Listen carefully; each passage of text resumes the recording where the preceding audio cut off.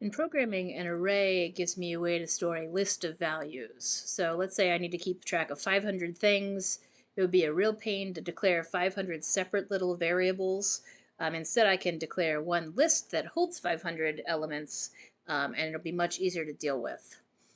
It'll let me loop over it and do a variety of other things.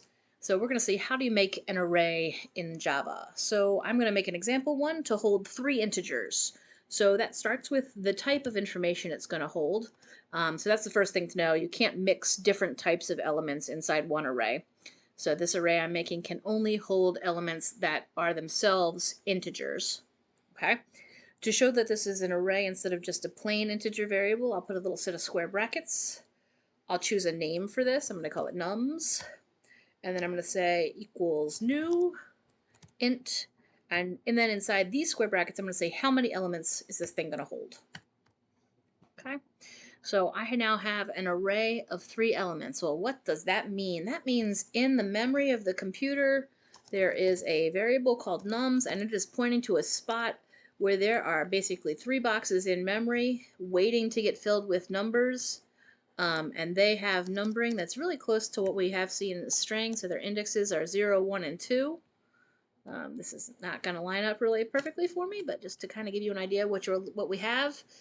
And so I can now put a value in each of these elements based on their index values. So what does that look like? So let's say I want to put the number 5 inside the first element. Well, I say its variable name, and then I specify its address using the index. So the first element in my array is element 0, and then I'll assign it a value.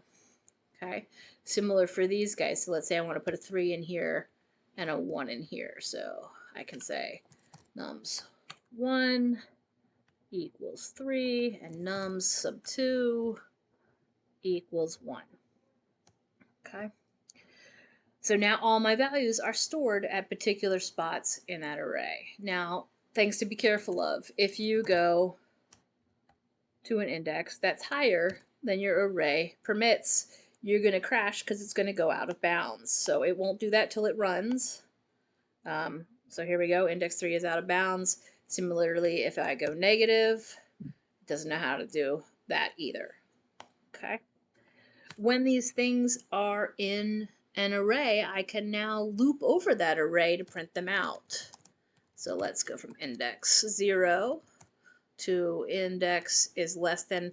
I could hard code a 3 in here, but I can ask an array for its length, and that'll make this more generic. So if I change the size of it later, it'll continue to work. So I'm going to put nums.length here, and then I'm going to say index plus plus. Something to notice. You've seen the dot length method in the string class.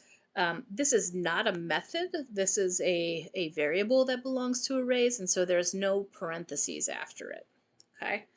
To get it on the screen, I am going to again tell it the variable name, and then which index do I want to print? Well, I want to print the one that my loop control variable is pointing to.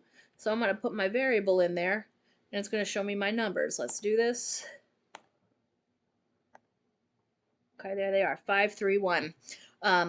It's not that exciting. It doesn't look like it's a little list in boxes or anything. If I wanted to, I could decorate this.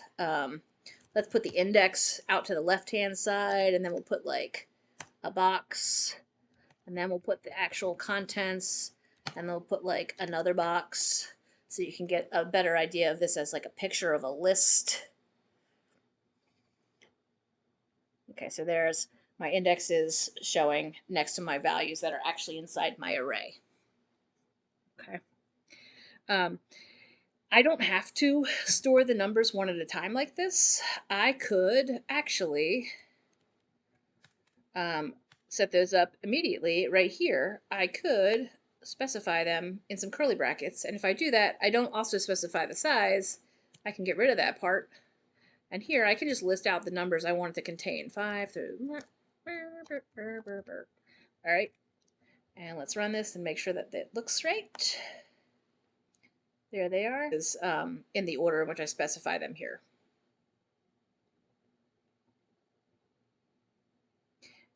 And so that is the basics of how you make an array in Java.